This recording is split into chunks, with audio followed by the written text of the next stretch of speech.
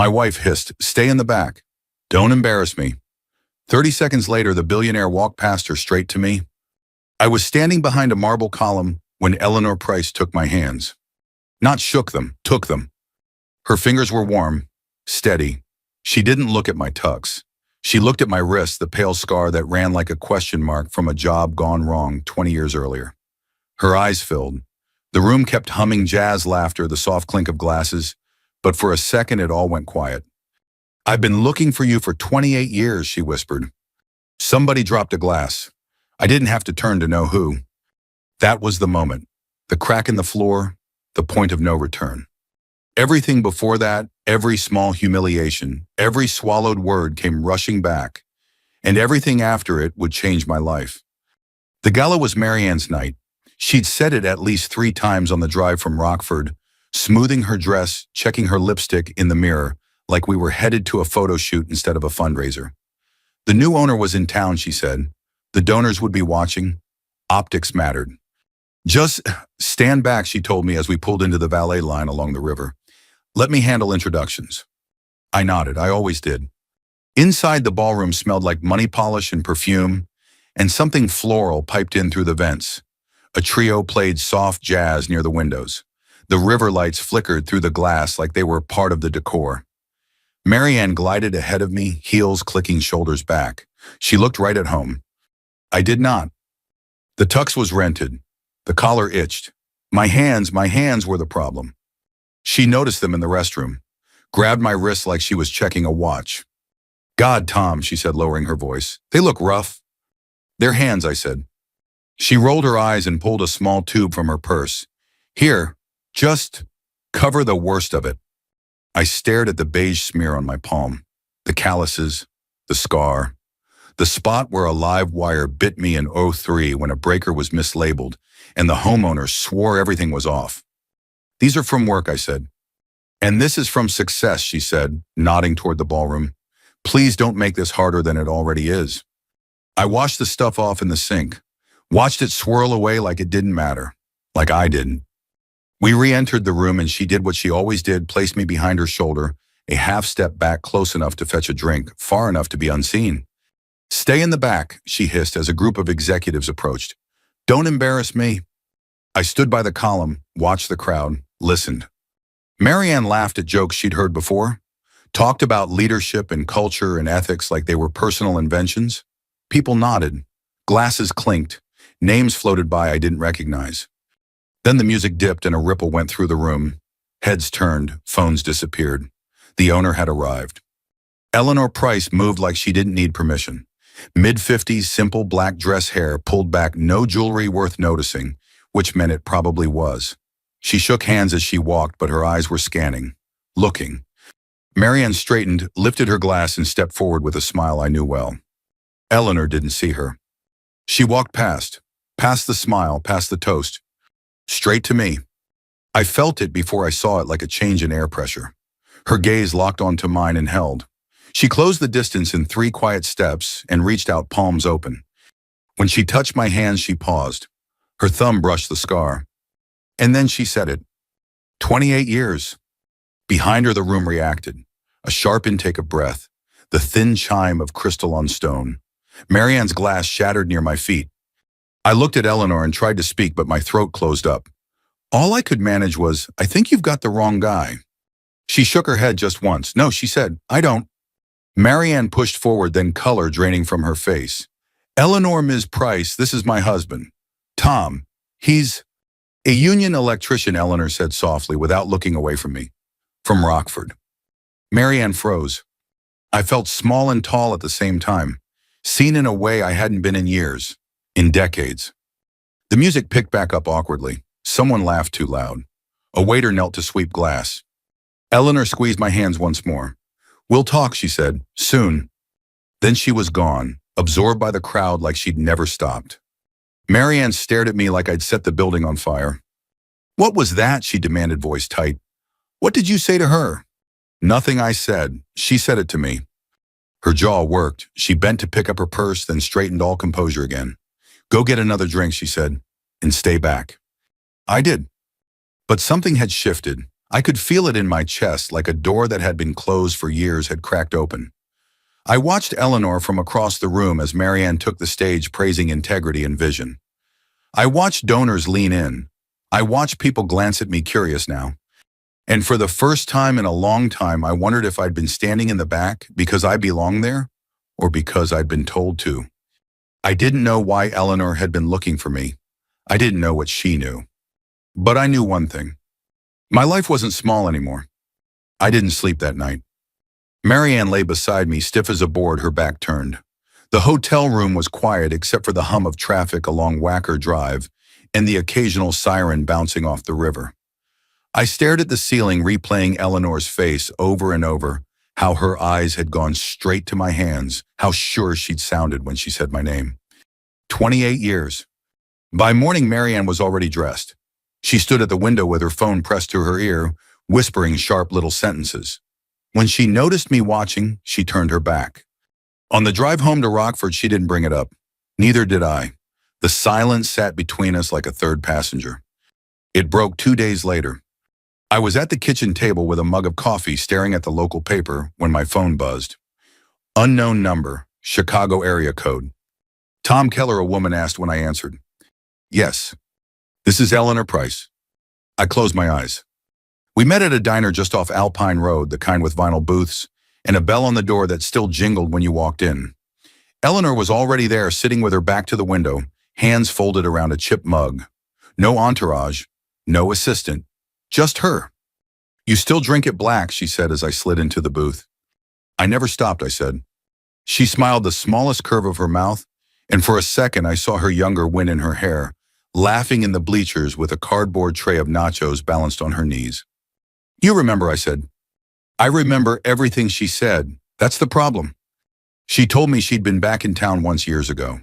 Drove past the old field on Boylan. The chain-link fence was rusted. The outfield grass was patchy. But she could still see me at the plate in 95, bottom of the seventh, 2 outs. The crack of the bat. The way the whole place stood up at once. I told my roommate I was going to marry you, she said like she was talking about the weather. I laughed short and surprised. I couldn't even afford a car back then. You had something better, she said. You were steady. The memory hit me hard, the smell of cut grass, the taste of dust, my dad's voice from the stands before he got sick. I told her why I left baseball, about the funeral, about the bills, about the job at the plant that turned into an apprenticeship, then a union card. I wrote you, she said quietly. After I moved, I called, I even asked around. I never got anything, I said. She nodded like she'd expected that answer.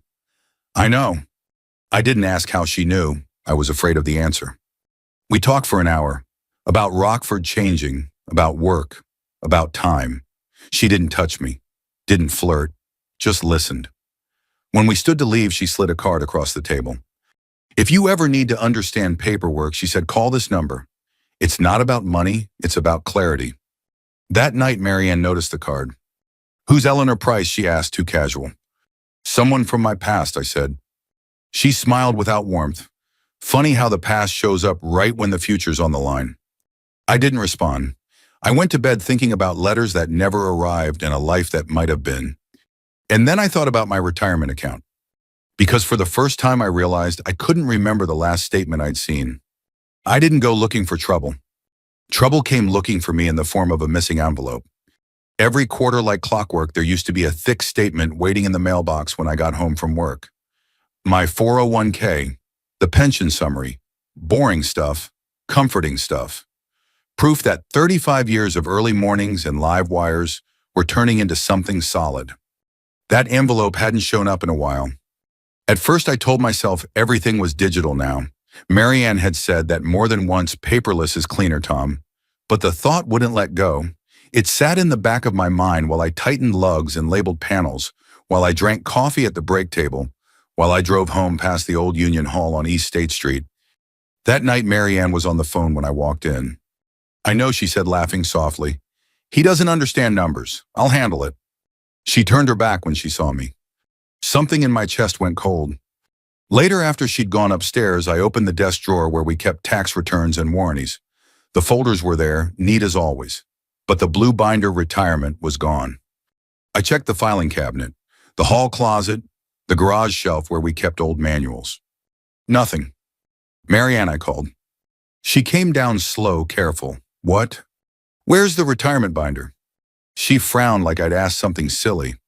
Why do you need that? I just want to look at it. She waved a hand. It's all online now. You don't need to worry about it. I do, I said. I've always looked at it. Her eyes hardened for a split second before she smoothed them over. Tom, you're tired. You've been distracted since that gala. Let me handle this. That word again. Handle. I didn't push. I went to bed and stared at the ceiling the same way I had in Chicago, listening to the house creak around us. The next morning, I stopped by the credit union on my lunch break. The woman at the counter knew me. We'd gone to the same high school, though she was a year behind. She typed for a minute, frowned, then looked up. Your mailing address was changed, she said. When Nader 114 in the about 6 months ago. To where? To one in Montsonum. She hesitated, a P.O. box in town. I felt my stomach drop. Who authorized that? She glanced at the screen. Your wife, power of attorney. I stared at her. I never signed a power of attorney. She bit her lip. It's on file, Tom. I drove back to the shop with my hands shaking on the wheel. Every red light felt longer than the last. That evening, I asked Marianne to sit down. I went to the credit union, I said. Her smile didn't reach her eyes. Why would you do that? They said you changed the mailing address and that you have power of attorney. She sighed like I was a child who'd interrupted her work. It was just easier that way. You forget things. I don't forget my own name. Don't be dramatic. I asked to see the paperwork. She brought a folder from the kitchen drawer and slid it across the table. It was thick. Tabs, signatures, dates. My name was on it. See, she said gently. You signed. I looked at the signature. It was mine, or close enough. I remembered the day she'd handed me a stack of forms, after dinner said they were updates for insurance and benefits. I'd signed where she pointed. You said this was routine, I said. It was, she said. You're reading too much into it. I flipped pages. Beneficiary changes, digital delivery, a spousal consent form I didn't remember discussing. My head started to pound. Tom, she said, lowering her voice, you're getting confused. That happens. That word confused landed harder than anything else. I pushed the folder back. I need time. She nodded, already standing. Of course, just trust me. That night, I called the number on Eleanor's card. The forensic accountant she'd recommended met me at a diner near the old mall, a legal pad between us and a pot of burnt coffee on the table. He spoke plain, explained how accounts could be redirected, how paperless delivery worked, how easy it was to move things without raising alarms if one spouse controlled the flow of information. You're not crazy, he said, and you're not alone. On the drive home, I pulled into a grocery store lot and just sat there, hands on the wheel. I thought about the way Marianne had laughed on the phone, about how she'd told people I didn't understand numbers, about how small she'd made me feel for years. I could have exploded. I could have shouted, thrown the folder across the room, demanded answers. Instead, I did something my father had taught me after I'd fouled out of a game in anger back in '95. I slowed down. I wrote everything down, dates, words, changes. And for the first time, I didn't stand in the back. Marianne got smarter the moment she realized I'd gotten curious. It wasn't a full confession or a screaming match. It was subtler than that, like the way a good thief doesn't trip the alarm, just changes the code and smiles while you jiggle the handle. 2 days after I asked about the credit union, I came home and found the desk drawers reorganized. Not messy, worse. Neat, empty of anything useful. The filing cabinet in the hallway had a new lock on it, the cheap silver kind you buy at Menards. What's that? I asked, pointing at it. Marianne didn't look up from her laptop. Privacy. It's my stuff, too. She clicked her mouse like she hadn't heard me. Your stuff is in the garage. I went to the garage and opened the old plastic tote where we kept manuals and warranties. There were light bulbs, duct tape, a bag of Christmas ornaments, and a laminated church directory from 2012. No retirement binder. That night, she sat on the couch flipping through a magazine like everything was normal. Tom, she said without looking up, I talked to HR Legal today. My stomach tightened. About what? About you, she said, and finally met my eyes. You've been acting strange since the gala. I let that sit for a second. The gall of it. The way she could twist reality until I was the problem. I asked where our retirement statements went, I said. And I answered, she said. Paperless, cleaner, less clutter. I'm not clutter, I said. She set the magazine down carefully. Do you want to keep your health coverage, Tom? I blinked. What are you talking about? She gave me that HR smile, soft on the outside, iron underneath. You've been working part-time lately. You've had those headaches. If you're going to start accusing me of things, it's going to create instability. Instability, I repeated, tasting the word. It's just reality, she said. At our age, we can't afford mistakes. You don't understand how these benefits work. There it was again. That line she'd been using like a hammer, you don't understand. I wanted to shout. I wanted to tell her I'd wired half the industrial park on the south end of town and never once didn't understand the difference between a hot and a neutral. But this wasn't electrical. This was personal. This was someone trying to make me doubt my own mind. So I did the one thing she didn't expect. I nodded. Okay, I said quietly, show me. Her eyes narrowed. Show you what? The accounts, I said, log in, right now. She hesitated just long enough to tell me she wasn't used to being challenged. Then she picked up her laptop and turned it toward me, fingers flying across the keys. You'll just get overwhelmed, she said. I'll try, I said. She logged in fast like a practiced magician. The screen flashed. Numbers appeared. She scrolled quickly, too quickly, then snapped the laptop shut. See, she said, everything's fine. That's not showing me, I said. It is, she snapped, then softened her tone. Tom, you're not thinking clearly. I stared at her. At the woman I'd defended at funerals and holidays and PTA meetings. The woman who used to lean her head on my shoulder at the drive-in, back when we still laughed. I'm thinking clearer than I have in years, I said. I walked upstairs and shut the bedroom door. My hands were shaking, but not from fear, from the effort of holding myself back. The next day after work, I went to the Rockford Public Library. That would have sounded funny to my younger self. Me, the guy who'd rather rebuild an engine than reset a password, sitting at a public computer with bifocals perched on my nose, like I'd suddenly turned into my father. But I did it. I pulled out my phone and called the forensic accountant again. Okay, I said, talk to me like I'm 5. He chuckled. That's half my job. He walked me through it slowly. Email recovery, security questions, 2-factor authentication. I fumbled through the library keyboard like it was covered in grease. My fingers kept hitting the wrong keys. I muttered under my breath and got a look from a teenage librarian like I'd insulted her cat. After 40 minutes, I finally got into an old email. Marianne didn't know I still had access to one I'd used back when the union apprenticeship program made us do online modules. And there it was. Notifications, account changes, address updates. A confirmation of beneficiary update that I'd never seen because it had been sent to the new paperless inbox Marianne controlled. My throat went dry. I printed everything, 1 page at a time. The library printer squealed like it hated me, but it spit out proof. On the way out, I stopped at the diner on East State Street and met the attorney Eleanor had recommended. He was in his 60s, wore a plain suit, and talked like a guy who'd spent decades watching people lie under bright lights. You don't need to be loud, he told me, tapping the stack of papers.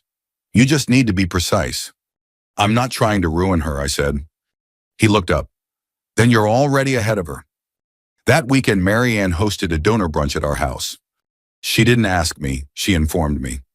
Just stay upstairs, she said, arranging flowers in a vase, like she was auditioning for a magazine spread. We're discussing leadership initiatives. I almost laughed. Leadership in my own home. I had planned to avoid it, to keep collecting proof quietly. But then I heard one of the donor wives in the entryway say, Marianne, your house is so curated. Curated. Like a museum. Like I was a dusty exhibit in the back room. Something in me snapped, not into rage, but into resolve. I came down the stairs. Not in a tux this time. In my work boots, my worn jeans, a plain button-down shirt I'd ironed myself. Marianne's eyes went wide like I'd walked in naked.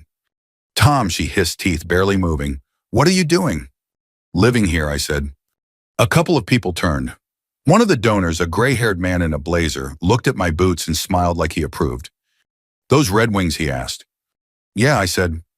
He nodded. Good boots. My dad wore those his whole life. Marianne's smile froze in place. For a second, I wasn't invisible. That night, after everyone left, Marianne cornered me in the kitchen. "You embarrassed me," she said, voice shaking with anger. I leaned against the counter and looked at her calmly. "You've been embarrassing me for years." Her face flashed red. "You think you're clever now because some billionaire talked to you at a gala." I didn't answer that. I didn't give her anything she could twist. Instead, I went to the garage and opened a cardboard box I hadn't touched in a long time. Old baseball clippings, a faded team photo, and a cassette tape labeled in Eleanor's handwriting, Summer '95. I sat on the workbench and held it for a long time. Not because I wanted to run back to the past. Because it reminded me that I used to be a man who stood in the batter's box and didn't flinch. The next morning, I got a message from Eleanor. No hearts, no sweet talk, just a time and a place. A coffee shop near downtown Rockford. Quiet, neutral. When we met, she looked tired in a way money can't fix. "I didn't grow up like this," she said, glancing around as if she still couldn't believe she owned companies now. "My first apartment had a leaky ceiling. I learned to keep receipts because nobody else was going to keep me safe." She slid a folder across the table. It wasn't cash. It was access copies of corporate policies, an outline of compliance procedures, the proper channels to submit evidence without getting crushed by Marianne's HR friends. "Your story needs daylight," she said. "Not drama, daylight." I swallowed hard. She's going to come after me. Eleanor nodded once. "Then we do this right." I walked out with the folder tucked under my arm, feeling the weight of it like a tool belt. Marianne thought she'd locked the cabinet.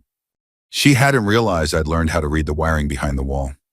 And when the invitation arrived a week later, Ethics and Leadership Awards dinner with Marianne's name in gold script, I held it in my hands and felt something almost like pity. Because she was building her whole life on image. And I was finally holding the paperwork that could bring it down quietly, legally, one domino at a time. The ballroom was louder this time. Not with music, with voices. Low, overlapping, confident voices that belonged to people who thought they were safe. The Ethics and Leadership Awards dinner was held at a hotel near the river, all glass and brushed steel, the kind of place that made you feel important just by walking in. Marianne had planned it down to the minute. She arrived early, clipboard in hand heels, clicking like a metronome. She hugged donors, laughed at inside jokes, kissed cheeks. Her name was printed on banners beside words like integrity, transparency, corporate values. I came in 10 minutes late, not because I was nervous. Because timing matters. I wore a dark jacket and clean boots. Not flashy, not defiant, just me. I nodded at the valet, thanked the hostess, and took a seat near the back where Marianne always liked me best. From the stage, she looked radiant, confident, untouchable. When she started her speech, the room quieted. At a time when trust in institutions is fragile, she said into the microphone, "It's our responsibility as leaders to uphold ethical standards even when it's uncomfortable." I felt a strange calm wash over me, because I knew what was already moving. 3 days earlier, the packets had gone out through proper channels with timestamps and receipts. The audit committee, outside counsel, the board liaison Eleanor had quietly introduced me to. Nothing leaked, nothing sensational.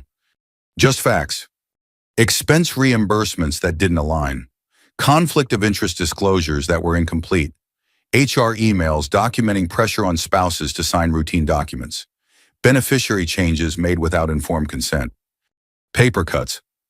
From the corner of my eye, I saw a man in a gray suit whisper to a woman at the head table. Another phone came out, then another. Marianne kept talking. Her voice wavered just a touch. Because dignity in the workplace isn't just a slogan. A hand went up near the front. Marianne, a board member, said, standing, "May we pause?" The room shifted, chairs creaked. Someone cleared their throat. Marianne smiled tight. "Of course." He didn't sit back down. "There are some questions," he said carefully, "that need to be addressed before we continue." Her eyes scanned the room, searching for help, for control.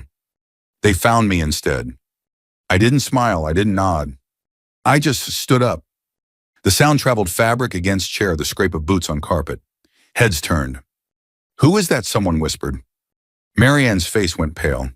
"This is highly inappropriate," she said, her voice suddenly sharp. "This is my husband. He's confused." There it was, that word again. I walked forward slowly, stopping a few feet from the stage. I could feel my heartbeat in my ears, but my hands were steady. Steadier than they'd been in years. I'm not confused, I said. I didn't raise my voice. I didn't need to. I'm informed. A murmur rippled through the crowd. The board member nodded once. Mr. Keller has provided documentation, he said. Substantial documentation. Marianne laughed, a brittle sound. This is a personal matter, a marital dispute. No, the board member said. It's a compliance issue. The projector behind her flickered to life. Email headers, dates, policy excerpts. Marianne turned eyes, darting, lips parting without sound. She reached for the lectern like it might hold her up. You don't understand, she said, her voice cracking. This is being taken out of context. I took one more step forward. I've been in the back long enough to see everything, Marianne, I said. Silence fell hard. She looked at me then, not with anger, not even with fear, but with something close to disbelief. Like she'd built her whole world on the assumption that I'd never stand up. Her hand shook. The glass of water on the lectern tipped, rolled, and shattered on the stage. Nobody moved to help. The board member thanked the attendees for their patience and announced a temporary suspension pending review. Donors avoided eye contact. A few looked at me with something like respect. Marianne was escorted off the stage, her heels clicking out of rhythm for the first time I'd ever heard. I didn't follow. I stayed where I was until the room began to buzz again, this time with a different energy. Questions? Real ones. When I finally stepped outside, the night air felt cool and clean. I stood by the river and breathed. Eleanor joined me a moment later. She didn't touch me. You did it, she said. We did it right, I replied. She nodded. Inside, the dominoes were still falling. But out there under the city lights, I felt something I hadn't felt since that summer in '95. Solid. I moved out the following week. Not in a rush, not in the middle of the night. I packed what was mine, tools, clothes, a box of old photos, the cassette from '95, and left the rest exactly where it was. Let the house look curated without me. The lawyer handled the rest. Because of the paper trail, because everything had been done quietly and correctly, the divorce didn't turn into a circus. The beneficiary changes were reversed. The retirement accounts were corrected. The power of attorney was voided. It wasn't a jackpot, it was fairness. And after years of being told I didn't understand numbers, fairness felt like winning. Marianne lost her job before the investigation even finished. HR directors don't survive ethics violations, especially public ones. I heard through town because in Rockford you always hear that she was exploring new opportunities. That was the phrase she liked to use on other people. I didn't gloat, I didn't call, I didn't go looking. Revenge, I learned, isn't loud when it's done right, it's final. The quiet days were harder. There were mornings I woke up alone in a small apartment off Charles Street and felt the weight of everything settle in my chest. 30 years is a long time to realize you've been shrinking yourself. Some nights I lay awake staring at a ceiling that wasn't mine, wondering how I'd missed it. But then there were other moments. Like the first time I checked my accounts on my own and understood every line. Or the afternoon I stopped by the old field on Boylan and watched a high school game from the bleachers, the crack of the bat still sounding the same. Or the day I met Eleanor for coffee again. No gala, no speeches, just a quiet place near downtown with chipped mugs and bad pastries. We talked slowly, carefully, about where we were now, not where we'd been. We didn't pretend we were 25 again. We didn't rush anything. At our age, you don't chase fireworks. You look for steady light. Sometimes we drove with the radio on low classic rock, slipping through the speakers of her old SUV. Sometimes we didn't talk at all. That was enough. I thought a lot about dignity in those weeks, about how easy it is to give it away one small compromise at a time, about how standing in the back becomes a habit if you're not careful. At 57, I wasn't starting over. I was taking myself back. If this story hit close to home, if you've ever felt invisible, underestimated, or quietly pushed aside, take a moment to sit with that feeling. Share this story with someone who might need it. And if you want to hear more stories about quiet strength, hard lessons, and second chances, consider subscribing. Some people spend their whole lives trying to impress a room. Others finally remember who they are and step forward.